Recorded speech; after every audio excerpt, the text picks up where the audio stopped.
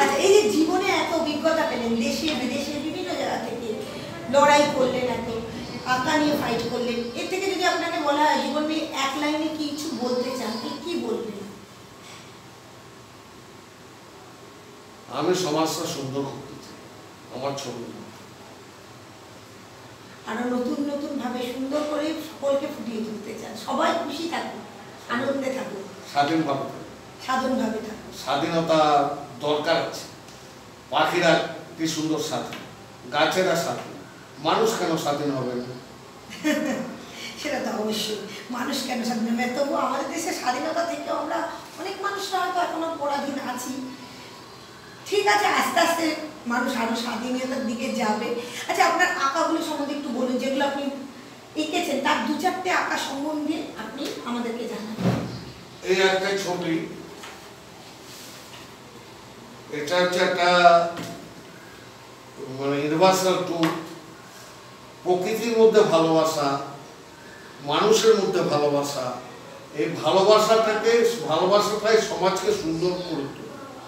হ্যাঁ, ভালোবাসাহীন জীবন অর্থহীন। এই প্রকৃতির ভালোবাসা, মানুষের ভালোবাসা, মানে এটা এই ছবিটার আঁকা। এই ছবিটি এটা কামধনিসের নির্যাতিত মেয়ে, যাকে পশুর মতো যাকে ধর্ষণ করে তাকে মেরে ফেলা হয়েছে। এটা আমার কাছে গভীর বেদনাদায়ক হয়েছে।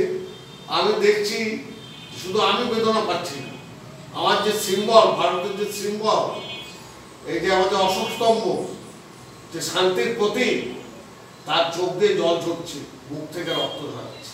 আমি চাই না এরকম আর হোক। এই আঁকাটি, এটা নারী মহাশক্তি, তাকে আমরা বোরখা পরাতে চাই, তাকে অনুশাসন দিয়ে আটকে রাখতে চাই, যে এইদিকে যেও না সেদিকে যেও না। হিন্দুদের মধ্যে অনুশাসন আছে, আর মুসলিম সমাজের মধ্যে তাদের ঢেকে দেওয়ার আছে, যাতে তাদের রূপ কেউ দেখতে না পায়। কিন্তু নারী হচ্ছে মহাশক্তি, তাকে ঢেকে রাখা যায় না, সে পর্দার ফাঁক দিয়ে রেণু রেণু হয়ে বেরিয়ে যায়। তা নারীদের প্রতি আদিম মনোভাব আমাদের এখনো যায়। এই ছবিটা মানে গোগ্রাসে দিয়েছে পৃথিবীটাকে ভোগবাদী মানুষ। পৃথিবীর আকাশ খেয়ে ফেলছে, পৃথিবীর সমুদ্র খেয়ে ফেলছে, বনভূমি খেয়ে ফেলছে, কয়লা, মাটি, গ্যাস সব খেয়ে ফেলছে মানুষ, ভোগবাদী মানুষ। পৃথিবীর অবস্থা খুবই সংকট। তার উপরে এই ছবিটা একটা বিরাট মিনিং আছে। হ্যাঁ, এই ছবিটা হচ্ছে পলিউশন। পৃথিবীতে যেরকম ভাবে পলিউশন বাড়ছে, এই নারী হচ্ছে আকাশ, এই পলিউশনের ছোবল খাচ্ছে, বিষাক্ত ছোবল। তার সারা গায়ে দগদগে ঘা, তার চোখ থেকে জল পড়ছে, উত্তর মেরু গুলছে, আর এক শতাব্দী ১.৫ শতাব্দীর পর পৃথিবীর নিচু জায়গাগুলো জলের তলায় চলে যাবে, যদি আমরা এই গ্রিন গ্যাসকে কন্ট্রোল করতে না পারি। তারই একটা ছবি আরেকটা দেখাচ্ছি। এই ছবিটাও খুব ভাবনার ছবি।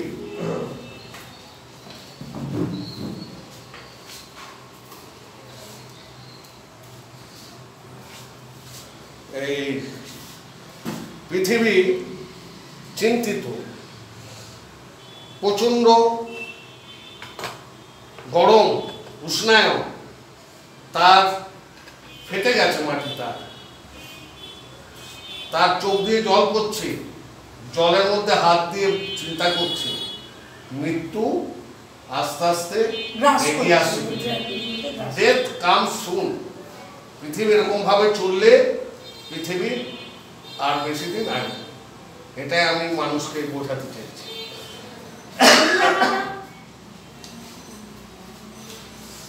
এটা হচ্ছে আমার ভেতরের, আমি এই ইকোলজিকে আমি সেভ করতে চাই। I will save two ecology, মানে এই পশু পাখি, এই গাছপালা যাতে কেউ নষ্ট করতে না পারে, এর জন্য আমি ঢাল তরোয়াল নিয়ে দাঁড়িয়ে আছি। এটা আমার অন্তরের ভেতরের।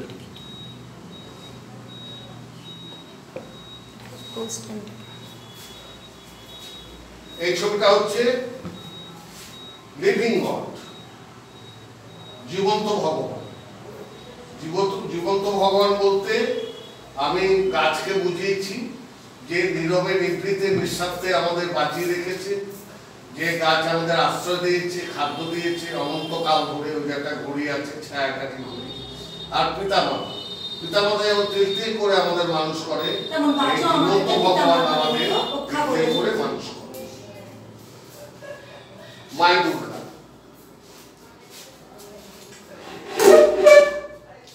মায়ের দুর্গা বলতে আমি বাংলার খেটে খাওয়া গৃহবধূদের বুঝিয়েছি।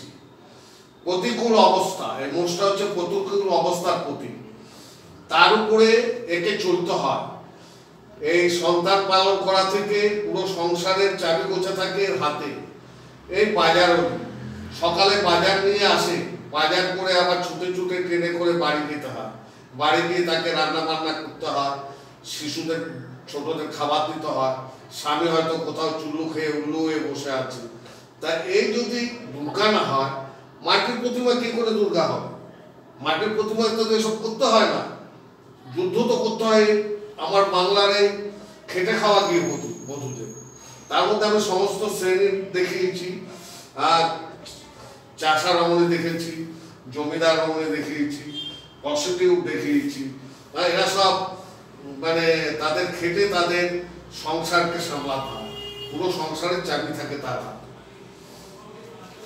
এই একটা ছবি, প্রতীক ছবি। উনি যেখান থেকে আজকে আমাদের রাষ্ট্রপতি হয়েছেন তার সেই ইয়েটা আমার খুব ভালো লেগেছে, যে এরকম একটা মহিলা, মানে আদিবাসী মহিলা যে রাষ্ট্রপতি হয়েছেন, এর জন্য ওনাকে আমি সম্মান করি, ওনাকে অজস্র প্রণাম করি। ওনাকে পেয়ে আমি খুবই আনন্দিত এবং খুবই মানে ওনাকে এই ছবিটা দেবো বলে এঁকেছি। ওখানে একটা স্বামী বিবেকানন্দের ছবি আছে। হ্যাঁ, স্বামী বিবেকানন্দ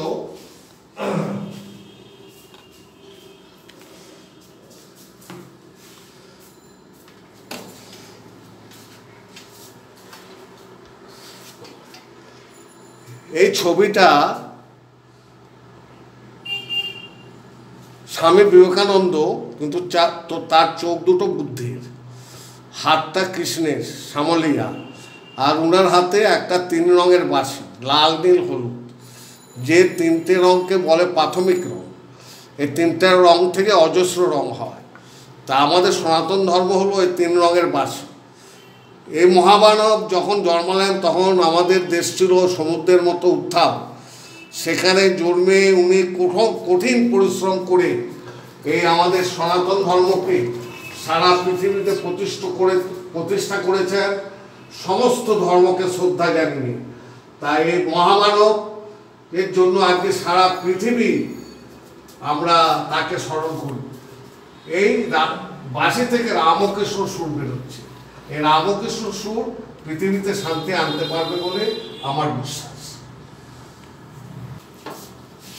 হোটেলে এরকম মানুষ মারা যায় আমাদের রাজ্যে,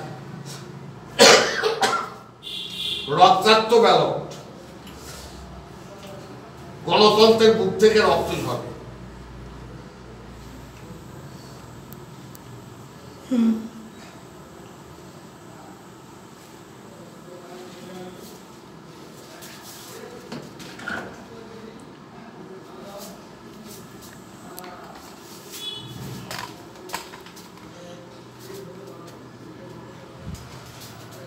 এই ছবিটা অনেক আশা নিয়ে এঁকেছিলাম, অনেক স্বপ্ন নিয়ে এঁকেছিলাম।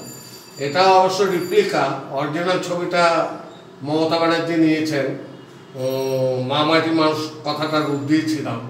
এই পৃথিবী হচ্ছে মা, তার হাতে মাটি, তার হাতে খেটে খাওয়া মানুষ। অন্ধকার থেকে আলোর বার্তা সূর্যটা, মেঘগুলো হলো স্বপ্নময়ী, গ্রাম বাংলা, শহর সভ্যতা, কল কারখানা, শুদ্ধতার পথ, প্রতীক জোড়া পথ। কিন্তু স্বপ্ন আমার মেলেনি।